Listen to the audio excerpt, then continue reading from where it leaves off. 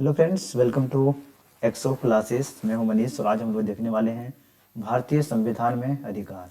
और ये हमारा चैप्टर 2 रहने वाला है। इससे पहले हम लोगों ने चैप्टर 1 के बारे में डिटेल में पढ़ा है, चाहे वो स्मरणीय तथ्य हो और एमसीक्यू हो। जितने भी फेमस एमसीक्यू हैं, जितने भी इम्पोर्टेंट एमसीक्यू हैं, जितने भी क्वेश्चन प्रीवियस ईयर में पूछे जा चुके हैं, उन सारे क्वेश्चन को हम लोगों ने चैप्टर 1 का देख चुका है। अगर आप उस वीडियो को नहीं देखे हैं तो लिंक आपको कमेंट में मिल जाएगा, तो आपको डिस्क्रिप्शन में लिंक मिल जाएगा, वहाँ से जाके देख सकते हैं। और फिर आप चैप्टर 2 को देखें, या तो आप चैप्टर 2 को पहले देख लें फिर आप चैप्टर 1 को देखें, क्योंकि एग्जाम के लिए एग्जाम के लिए सभी चैप्टर जो है सो बराबर भागीदारी निभाता है और सबसे क्वेश्चन पूछे जाते हैं। अभी हमारा जो चैप्टर है वो चैप्टर 2 है, भारतीय संविधान में अधिकार। और हम लोग इसको डिटेल में पढ़ेंगे कि भारतीय संविधान में अधिकार जो चैप्टर है उसमें हम लोग क्या क्या पढ़ेंगे आगे। देखिए, चैप्टर में ही इसका नाम छुपा हुआ रहता है। जैसे चैप्टर में नाम लिखा हुआ है कि भारतीय संविधान में अधिकार, तो भारतीय संविधान में अधिकार क्या होता है।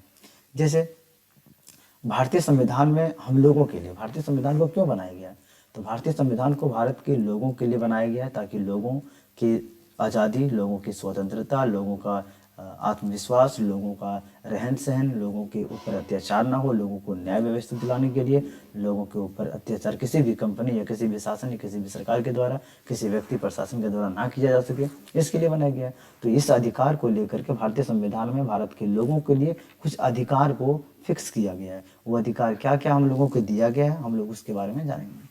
कहते हैं कि अधिकार वे हक हैं जो आम आदमी को जीवन जीने के लिए चाहिए होता है। जैसे आप अपने घर में हैं तो आपको आपकी मम्मी ने अधिकार दिया है कि आप घर में रहें। अगर आपकी मम्मी ने ये अधिकार दे दिया कि तुम घर से बाहर चले जाओ, घर में रहने का अधिकार तुमको नहीं है, तो आपको घर से निकल जाना पड़ेगा। उसी प्रकार से भारतीय जो संविधान है वो हमें अधिकार देते हैं, हक देते हैं। एक आदमी को अपने जीवन जीने के लिए जिस जिस चीज़ों की ज़रूरत होती है, जिस सामाजिक रूल की ज़रूरत होती है, जिस सामाजिक नियमों की ज़रूरत होती है, वो सारे रूल नियम जो हमें देते हैं वो संविधान देते हैं, जिसकी मांग वो करता है। पहला पॉइंट है कि मोतीलाल नेहरू ने 1928 में अधिकारों के एक घोषणा पत्र की मांग उठाई थी। आपको पता है कि भारत देश पहले आज़ाद नहीं था। भारत देश पहले गुलाम रहा था अंग्रेज़ों का, और जब अंग्रेज़ों का गुलाम था, बात 1928 की हो रही है। आप बात कीजिए, हमारा देश 1949 में, 1950 में हमारा संविधान लागू हुआ है, 1949 में हमारा संविधान बनकर तैयार हुआ है, 1946 में हमारा संविधान बनना चालू हुआ था। तो हम तो जो बात कर रहे हैं वो बात 1928 का कर रहे हैं, मतलब जब अंग्रेज़ों का शासन था तब का बात कर रहे हैं। तो मोतीलाल नेहरू वे पहले व्यक्ति थे, और मोतीलाल नेहरू का एक समिति था, मोतीलाल नेहरू समिति, जिन्होंने 1928 में अधिकारों के एक घोषणा पत्र की मांग उठाई थी। और उन्होंने कहा था कि हम लोगों को भी जीवन जीने के लिए एक आज़ादी की ज़रूरत है, एक स्वतंत्रता, एक न्याय, एक बंधुता, इन सब चीज़ों की ज़रूरत है और ये हमें मिलना चाहिए। दूसरा पॉइंट है कि मौलिक क्वेश्चन यहाँ से पूछा जाता है कि मोतीलाल नेहरू समिति ने अधिकारों के लिए घोषणा पत्र की मांग कब किया था, 1928 में। या तो दूसरा क्वेश्चन पूछा जा सकता है कि किसने 1928 में अधिकारों की घोषणा पत्र की मांग उठाई थी, तो मोतीलाल नेहरू ने। दो क्वेश्चन यहाँ से इस तरह से बन सकते हैं। अगला है कि मौलिक अधिकारों का संरक्षक न्यायालय होता है। मान लीजिए कि आपको कुछ मौलिक अधिकार दिए गए। मौलिक अधिकार क्या होते हैं? मौलिक अधिकार होते हैं स्वतंत्रता, मौलिक अधिकार होते हैं समानता, मौलिक अधिकार होते हैं न्याय। इन सब चीज़ों का अधिकार आपको दिया गया है, और जब इन सब चीज़ों का अधिकार आपको दिया गया है तो इसका संरक्षण कौन करेगा? अगर कोई व्यक्ति इस चीज़ को रोकता है, अगर कोई, मेरे पास अधिकार है कि हम मंदिर में जाके पूजा कर सकते हैं, लेकिन अगर कोई व्यक्ति हमें मंदिर जा कर के रोकता है, हमें मंदिर जाने से रोकता है, तो हम किसके पास जाएंगे? तो वो हमें संरक्षण, हमें बचाने का काम कौन करेगा? न्यायालय करेगा। न्यायालय एक डिस्ट्रिक्ट लेवल पे होता है, एक स्टेट लेवल पे होता है, और एक सेंट्रल लेवल पे होता है। डिस्ट्रिक्ट लेवल पे होता है जिसे हम लोग डिस्ट्रिक्ट कोर्ट कहते हैं, स्टेट लेवल पे होता है जिसे हम लोग कहते हैं हाई कोर्ट कहते हैं, और जो सेंट्रल लेवल पे होता है उसे हम लोग सुप्रीम कोर्ट कहते हैं। तो हम लोगों को, अगर हम लोगों के मौलिक अधिकार को किसी भी व्यक्ति के द्वारा हनन किया जाता है, किसी व्यक्ति के द्वारा उसे रोका जाता है, तो हम लोग अपने संरक्षण, अपने बचाव के लिए कहाँ पे जाएंगे? न्यायालय में जाएंगे। और एक बात और कहा गया है कि मौलिक अधिकार से रिलेटेड कोई भी इशू हो तो आप डिस्ट्रिक्ट कोर्ट मत जाइए, आप हाई कोर्ट मत जाइए, आप सीधा सुप्रीम कोर्ट जाइए, सुप्रीम कोर्ट में आपका सुनवाई तुरंत हो जाएगा। मौलिक अधिकार क्या होता है? मान लीजिए आप किसी कास्ट, कोई भी थोड़ा SC ST कास्ट में गए और वहाँ पे कोई अपर कास्ट के लोग जो हो उसके साथ कोई भेदभाव कर दिया। आप एक क्लास में बैठते हैं, एक बेंच में, आपको पता है कि सरकारी स्कूल में हम लोग 5 बैठाते हैं, और जब 5 बच्चे बैठते हैं, समझ लीजिए कि 2 ST SC के बच्चे बैठ गए और 3 जनरल के बच्चे बैठ गए। अगर ये 3 जनरल के बच्चे 2 ST SC के बच्चे के ऊपर दबाव बनाता है, उसकी जाति को लेके, उसको लिंग को लेके किसी भी प्रकार के भेदभाव करता है, तो बच्चा अगर मौलिक अधिकार का हनन को, संरक्षण को लेकर के न्यायालय पहुंच गया, तो फिर उस बच्चे को सुप्रीम कोर्ट में डायरेक्ट सुनवाई होगी, और जो 3 बच्चे जो उसके मौलिक अधिकारों की हनन कर रहा था, उस बच्चे के ऊपर कार्रवाई किया जाएगा। तीसरा पॉइंट है कि मौलिक अधिकार निरंकुश या असीमित अधिकार नहीं होता है। सरकार मौलिक अधिकारों का प्रयोग पर औचित्य पूर्ण प्रतिबंध लगा सकती है। मौलिक अधिकारों का जो औचित्य होता है ना, उसके ऊपर पूर्ण प्रतिबंध लगा सकती है। औचित्य का मतलब क्या होता है? कोई व्यक्ति अगर उसका उल्लंघन कर रहा है, उसके ऊपर अभी भी लगा हुआ है, हमें ये छूट नहीं दिया गया है कि हम किसी व्यक्ति को जाति के नाम पर, किसी व्यक्ति को धर्म के नाम पर उसकी स्वतंत्रता को, उसकी आज़ादी को, उसके बंधुता को, उसकी किसी भी चीज़ों को हम लोग छीनें। लेकिन उस तरह की चीज़ें अगर होता है और हम लोग उसे छीनने की कोशिश करते हैं, तो हमारे ऊपर सीधा कार्रवाई किया जाएगा। आपको पता है, अगला पॉइंट है कि भारत का संविधान 26 जनवरी 1950 को लागू हो गया है। 1949 में हमारा संविधान बनकर लागू हो गया था। 1946 में कैबिनेट मिशन मोइना के द्वारा संविधान सभा बनना चालू हो गया। ये सब पॉइंट के ऊपर में चर्चा हम लोग अगले ही चैप्टर 1 में कर चुके हैं। चैप्टर का नाम था संविधान क्यों और कैसे। अभी हम लोग चैप्टर 2 देख रहे हैं, और चैप्टर 2 का पॉइंट है कि भारत का संविधान 26 जनवरी 1950 को लागू हो चुका था। भारतीय संविधान के भाग 3 में अनुच्छेद 12 से लेकर के 35 तक मौलिक अधिकारों का चर्चा किया गया है। क्वेश्चन पूछा जाता है कि भारतीय संविधान के कौन से भाग में मौलिक अधिकारों की चर्चा किया गया है, तो भाग 3 में। क्वेश्चन पूछेगा कि भारत के संविधान के किस किस अनुच्छेद में मौलिक अधिकारों का वर्णन है, तो 12 से 36 तक के अनुच्छेद में मौलिक अधिकारों का वर्णन किया गया है। ये सभी पॉइंट को आपको याद रखने हैं। अगला पॉइंट है कि भारत के संविधान में 6 मौलिक अधिकारों का उपबंध किया गया है। भारत का जो संविधान है उसमें 6 मौलिक अधिकार का उपबंध किया गया है, 6 मौलिक अधिकारों को उपलब्ध करवाया गया है। 6 मौलिक अधिकार कौन कौन से, उन सबको भी हम लोग देखेंगे। स्वतंत्रता का अर्थ है चिंतन को लेकर के। स्वतंत्रता का अर्थ है चिंतन, स्वतंत्रता का अर्थ है अभिव्यक्ति और कार्य करने की स्वतंत्रता। हमें कोई भी व्यक्ति चिंतन करने से नहीं रोक सकता, कोई भी व्यक्ति अभिव्यक्ति से नहीं रोक सकता, कोई भी व्यक्ति हमारी स्वतंत्रता को, हमारी आज़ादी को नहीं छीन सकता। लेकिन स्वतंत्रता का अर्थ ये बिल्कुल ये नहीं है कि हम जैसा करना चाहें वैसा करने लगें। स्वतंत्रता मिला है इसका मतलब ये नहीं है कि आप बम बनाओ और कहीं पर जाके पटक दो। इसका मतलब ये नहीं है कि आप राह चलते किसी भी व्यक्ति से लड़ाई झगड़ा करने लगो। ये आपको स्वतंत्रता नहीं दिया गया है। स्वतंत्रता दिया गया है आपको कुछ लिमिट चीज़ों में, रहने में, खाने में, पीने में, घूमने में, पढ़ने में, लिखने में, इन सब चीज़ों में दिया गया है। आपको गलत कानूनों का अगर गलत उपयोग करोगे, उसके लिए न्यायालय को बनाया गया और न्यायालय उसे न्याय दिलाने का काम करेगा। अगला पॉइंट है जीवन का अधिकार का यही अर्थ है कि कोई व्यक्ति को आश्रय और आजीविका का भी अधिकार हो। हर व्यक्ति को आश्रय मतलब घर, और हर व्यक्ति को जो सो जीविका, अपने जीवन जीने का अधिकार है, जीविका घर को चलाने का अधिकार है। और सरकार इसके लिए ही जो सो बेरोजगारी को कम करने के पीछे लगा हुआ है, लेकिन सरकार बेरोजगारी को कम करने में नाकाम रही है और ना के बराबर हो पाएगा, क्योंकि अब जनसंख्या एक लिमिट से भी ज़्यादा बढ़ चुकी है। तो जीवन का अधिकार का अर्थ ये होता है कि व्यक्ति को आश्रय, रहने की जगह और जीविका, जीने के लिए जो साधन होता है, इसका भी अधिकार है कि वो सरकार दे और व्यक्ति खुद से भी जो है कहीं ना कहीं से उपलब्ध कराए।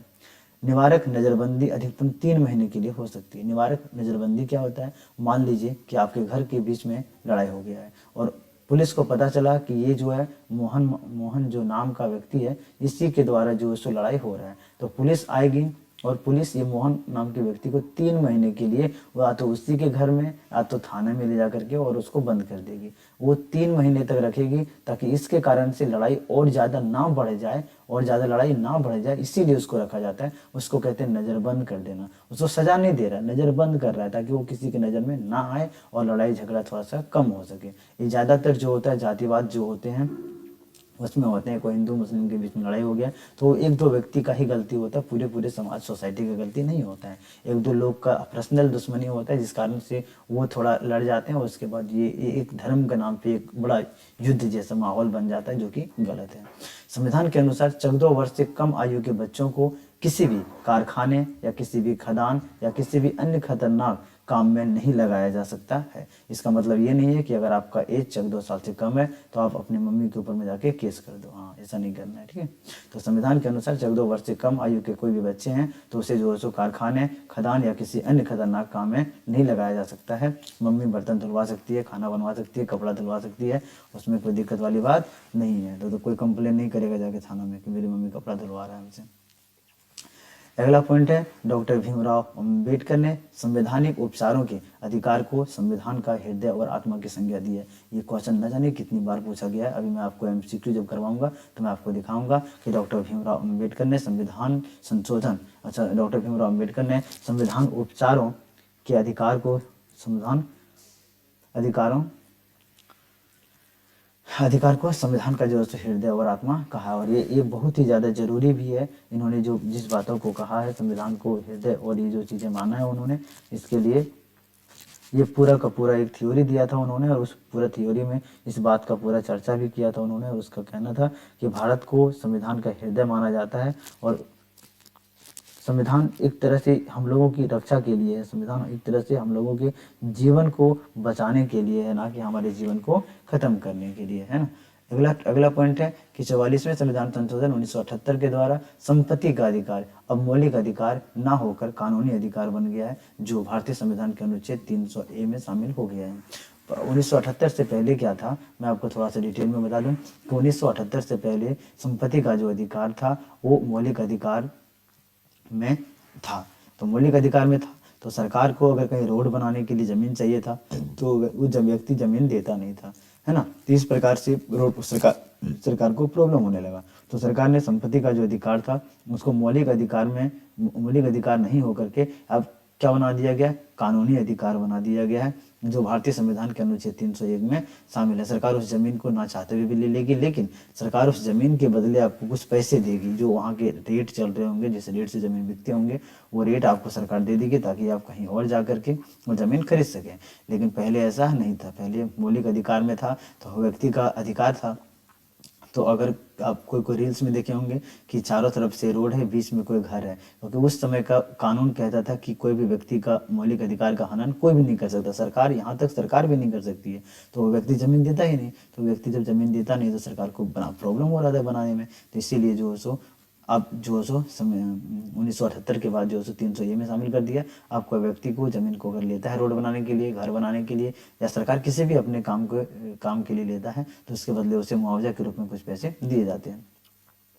1993 ईस्वी में भारतीय राष्ट्रीय मानवाधिकार आयोग का गठन किया गया। क्वेश्चन पूछा जाता है कि भारतीय राष्ट्रीय मानवाधिकार आयोग का गठन जो है सो कब किया गया, तो भारतीय राष्ट्रीय मानवाधिकार आयोग का गठन 1993 में किया गया। भारतीय संविधान के भाग 4 अनुच्छेद 36 से 51 में राज्य के नीति निर्देशक तत्वों का उल्लेख है। ये भी क्वेश्चन पूछा जाता है कि भारतीय संविधान के भाग 4 का उल्लेख कौन से अनुच्छेद में है, तो 36 से लेकर 51 तक के अनुच्छेद में। उसका नाम क्या है, तो राज्य के नीति निर्देशक तत्व है भाग 4 का नाम। अगला पॉइंट है कि राज्य के नीति निर्देशक तत्व आयरलैंड के संविधान से लिया गया। क्वेश्चन पूछा जाता है कि राज्य के नीति निर्देशक जो तत्व है उसका जो राज्य के नीति निर्देशक तत्व कौन से देश के संविधान से लिया गया, तो आयरलैंड के संविधान से लिया गया।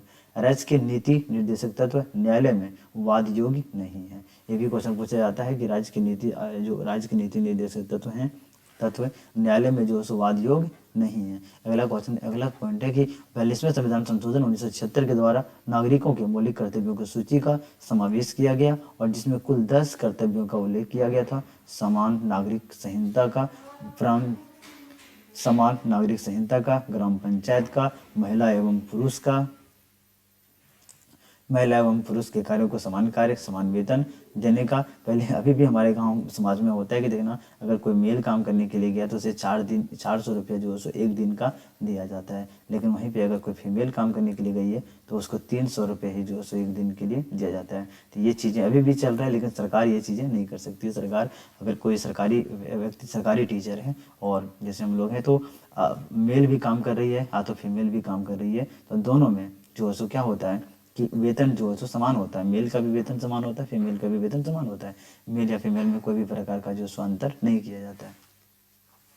अगला पॉइंट है कि 6 वर्ष से कम आयु के बालकों के लिए प्रारंभिक शिक्षा, अंतर्राष्ट्रीय शांति को बढ़ावा देना, जन कल्याणकारी कार्य करना, इत्यादि राज्य के नीति निर्देशित तत्वों में शामिल होता है। और दक्षिण अफ्रीका का संविधान दिसंबर 1946 में जो सो लागू हुआ था। दक्षिण अफ्रीका का जो संविधान था दिसंबर 1946 में जो सो लागू हो गया था। अब यहाँ से हम लोग इस चैप्टर के जितने भी एमसीक्यू हैं 30 एमसीक्यू हैं जो बार बार क्वेश्चन पूछे जाते हैं, और ये प्रीवियस ईयर क्वेश्चन है, टोटल का टोटल प्रीवियस ईयर क्वेश्चन है जो एग्जाम में बार बार रिपीट होते आए हैं, है ना। तो अब इसको हम लोग डिटेल में देखते हैं। पहला क्वेश्चन है, किसी देश के संविधान में सर्वप्रथम मौलिक अधिकारों का समावेशन किया गया था?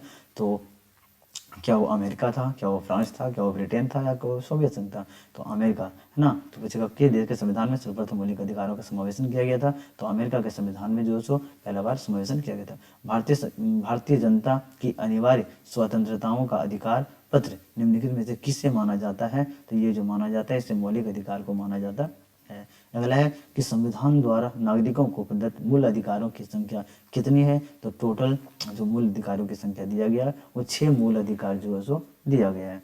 अगला है, किस संविधान संशोधन द्वारा संपत्ति को मौलिक अधिकार से हटाकर कानूनी अधिकार बना दिया गया है? तो ये जो पॉइंट है 44वें संविधान संशोधन के द्वारा इससे संपत्ति को मौलिक अधिकार से हटाकर वो कानूनी अधिकार बना दिया गया ताकि सरकार को कोई तरह का प्रॉब्लम ना हो। संपत्ति का अधिकार अब क्या है? तो संपत्ति का अधिकार अब जो है सो क्या बन गया है? कानूनी अधिकार बन गया है।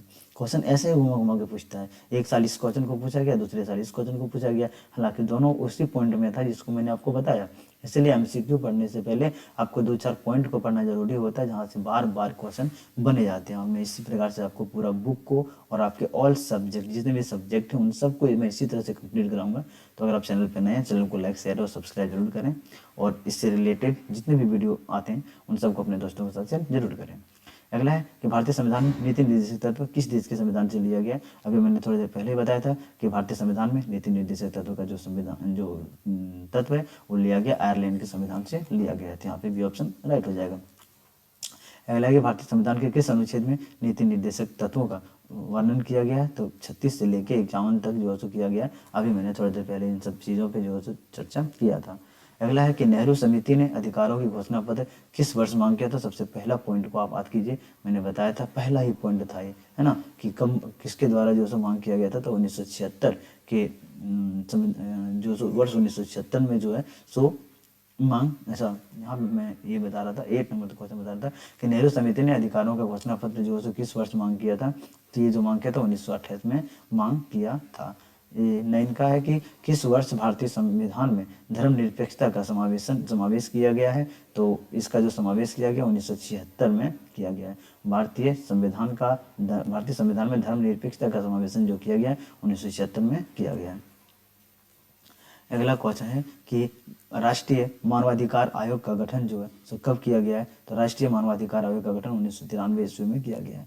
भारत में भारतीय संविधान में मौलिक अधिकारों का संरक्षक किसे बनाया गया है? तो मौलिक अधिकारों का संरक्षक जो है सो बनाया गया है किसे? न्यायपालिका को बनाया गया है। किसे बनाया गया? न्यायपालिका को बनाया गया है। न्यायपालिका जो है सो न्याय करने का काम करती है। जीवन और दैहिक स्वतंत्रता का संरक्षण किस अनुच्छेद में जो है सो वर्णित है? यह अनुच्छेद 21 में जो है सो वर्णित है। पुलिस किसी अभिव्यक्ति को कितने घंटे के अंदर निकटतम न्यायाधीश के समक्ष प्रस्तुत कर सकता है? ये जो है सो 24 घंटे के अंदर जो है सो कोई भी पुलिस किसी भी व्यक्ति को अगर पकड़ लिया है, देखो क्या होता है, हम लोग को कानून के बारे में पता नहीं होता है। मान लीजिए हमारे घर के आसपास में कोई व्यक्ति किसी से लड़ाई लग गया, लड़ाई लगने के बाद पुलिस उसे उठा के ले जाती है। पुलिस जब उसे उठा के ले जाती है तो पुलिस का ये कर्तव्य बनता है, ये नियम कहता है कि पुलिस 24 घंटे के अंदर उसे न्यायालय में, उसे कोर्ट में जो है सो क्या करे? पेश करे। लेकिन पुलिस ऐसा करता नहीं है। 24 घंटे, क्योंकि उसमें सैटरडे और संडे का जो दिन होता है उसमें कोर्ट को एडजन 1 की कैटेगरी में रखा जाता है, जिस कारण से वो सब जो है सो अपना दाल भात का उपाय लगा लेता है। मतलब 24 घंटा के अंदर पेश करना चाहिए लेकिन करता नहीं है। 72 घंटा तक रखा, फिर इसके घर से आदमी जाता है, छोड़ दो माँ बाप कर ले, और फिर वहाँ पे 10,000, 20,000, 50,000 रुपये की डिमांड करता है, फिर उसे छोड़ देता है। एफआईआर होने के बाद छोड़ नहीं सकता, इसलिए एफआईआर करता ही नहीं है। एफआईआर वो तब करता है जब वो 24 घंटे के अंदर में उसको कोर्ट में सबमिट करेगा। बड़ा क्राइम किया है, कोई रेप कर दिया, कोई किसी का मर्डर कर दिया है ना, इन सब चीज़ों में, छोटे मोटे लड़ाई में सब नहीं करता है। अगला क्वेश्चन है 14 नंबर का कि निवारक नजरबंदी के तहत अधिकतम कितने दिनों के लिए व्यक्ति को गिरफ्तार किया जा सकता है? तो निवारक नजरबंदी के तहत जो सो किसी भी व्यक्ति को कितने दिनों तक जो है सो क्या किया जा सकता है? गिरफ्तार किया जा सकता है। तो 90 दिन होता है, 3 महीने तक जो है सो मैंने बताया था आपको, 90 दिन 3 महीने तक जो है सो क्या किया जा सकता है, गिरफ्तार किया जा सकता है। और गिरफ्तारी नहीं होता है, लोगों को थोड़ा सा मिलने जुलने नहीं दिया जाता है ताकि लोग और जो मामला है वो बढ़ ना जाए। संविधान के अनुसार कितने वर्ष से कम उम्र के बच्चों को किसी कारखाने, खदान या किसी खतरनाक काम को नियोजित नहीं किया जा सकता है। तो ये इसका आंसर तो आप लोग को पता ही होगा कि 14 वर्ष से कम उम्र के बच्चे को किसी भी खतरनाक में जगह में, किसी भी कारखाने में, किसी भी खदान में काम करने के लिए नहीं दिया जा सकता है। भारतीय संविधान के अनुच्छेद 32 में किस अधिकार का वर्णन किया गया? भारतीय संविधान के अनुच्छेद 32 में किस अधिकार का वर्णन किया गया है? तो वहाँ पे जो वर्णन किया गया है वो संवैधानिक उपचारों का अधिकार के बारे में वर्णन किया गया है। अगला क्वेश्चन है कि राज्य के नीति निर्देशक तत्व भारतीय संविधान के किस भाग में उल्लेखित हैं? तो ये जो उल्लेखित हैं ये भाग 4 में उल्लेखित हैं। तो राज्य के नीति निर्देशक तत्व भारतीय संविधान के किस भाग में उल्लेखित हैं? तो भाग 4 में उल्लेखित है। मौलिक कर्तव्यों की सूची का समावेश किस संवैधानिक संशोधन के द्वारा किया गया है? तो ये जो संविधान संशोधन है ये 42वां संविधान संशोधन के द्वारा किया गया है। किनके विचारों से यह स्पष्ट होता है कि अधिकारों में स्वतंत्रता व समानता दोनों ही निहित होती है? ये जो सो ज्योतिबा राव फूले के जो विचारों से प्राप्त होता है कि अधिकारों में स्वतंत्रता और समानता दोनों ही निहित होते हैं। संपत्ति का अधिकार भारतीय संविधान के किस अनुच्छेद में शामिल है? अभी जो है संपत्ति का अधिकार वो भारतीय संविधान के 300 ये में जो है सो शामिल कर दिया गया है। भारतीय संविधान के किस भाग को मैग्ना कार्टा कहा जाता है? तो भारतीय संविधान के भाग 3 को मैग्ना कार्टा कहा जाता है। शिक्षा का अधिकार भारतीय संविधान के किस अनुच्छेद में वर्णित है? तो शिक्षा का अधिकार भारतीय संविधान के अनुच्छेद 21 ये में जो है सो वर्णित है। अगला है कि अस्पृश्यता का अंत भारतीय संविधान के किस अनुच्छेद का वर्णन है? अस्पृश्यता का मतलब होता है छुआछूत। छुआछूत का अंत जो है भारतीय संविधान के किस अनुच्छेद में वर्णित है? तो ये वर्णित है अनुच्छेद 17 में। अनुच्छेद 17 कहता है अस्पृश्यता का अंत में छुआछूत का अंत होना चाहिए। अनुच्छेद 21 को भारतीय संविधान में किस संशोधन द्वारा जोड़ा गया है? तो उसको जो है 86वां संविधान संशोधन के द्वारा जोड़ा गया है। डॉक्टर भीमराव अम्बेडकर ने भारतीय संविधान के किस अनुच्छेद को संविधान का आत्मा एवं हृदय कहा है? ये भी मैंने आपको बताया था और ये कहा जाता है बी ऑप्शन, मतलब अनुच्छेद 32 को हमारे संविधान का हृदय एवं आत्मा कहा जाता है। अनुच्छेद 29 एवं 30 में किसका उपबंध है? तो अनुच्छेद 29 एवं 30 में संस्कृति एवं शिक्षा संबंधी अधिकार का उपबंध किया गया है।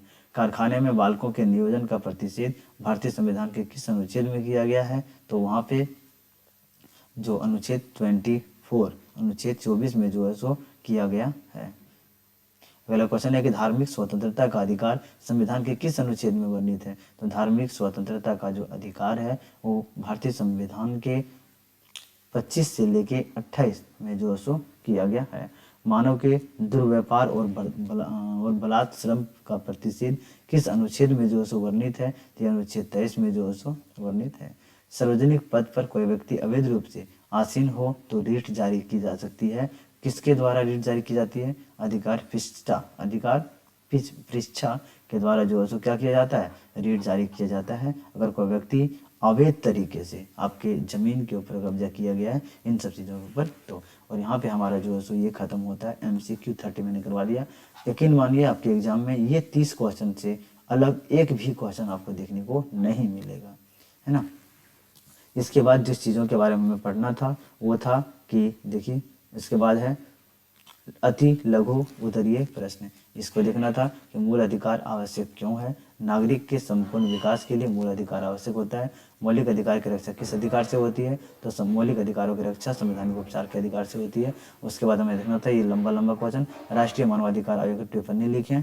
तो मानवाधिकार को प्रहरी के रूप में राष्ट्रीय मानवाधिकार आयोग NHRC का गठन 1993 ईस्वी में हुआ था और जिसमें निम्न सदस्य होंगे: भारत के सर्वोच्च न्यायालय के पूर्व न्यायाधीश होंगे, सुप्रीम कोर्ट के न्यायाधीश होंगे, एक उच्चतम न्यायालय के मुख्य न्यायाधीश होंगे और 2 अन्य सदस्य जिनके पास मानवाधिकार से संबंधित मामलों और ज्ञान के व्यवहारिक अनुभव हो वो होंगे। आयोग का कार्य निम्नलिखित शिकायतों पर प्राप्त करना होता है। इन सब चीज़ों को हम लोग को पढ़ना है, लेकिन अगले वीडियो में हम सब लंबे क्वेश्चन के बारे में पढ़ेंगे। संपत्ति के अधिकार की वर्तमान स्थिति को बताएं। ये क्वेश्चन है जो लॉन्ग क्वेश्चन आंसर जो पूछे जाते हैं उसमें पूछे जाते हैं। हम लोग लॉन्ग क्वेश्चन आंसर को नहीं कर रहे हैं, इसलिए अभी हम लोग इसको ध्यान नहीं देंगे। बाकी हम लोग फिर से जो है सो बाद में इस चैप्टर के बारे में चर्चा करेंगे। यहीं पे हम इस चैप्टर को समाप्त करते हैं। जय हिंद, जय भारत। और फिर से एक बार अगर आप चैनल पर नए हैं तो चैनल को लाइक शेयर और सब्सक्राइब जरूर करें। Thanks for watching. फिर मिलते हैं नेक्स्ट वीडियो में। Bye bye, take care.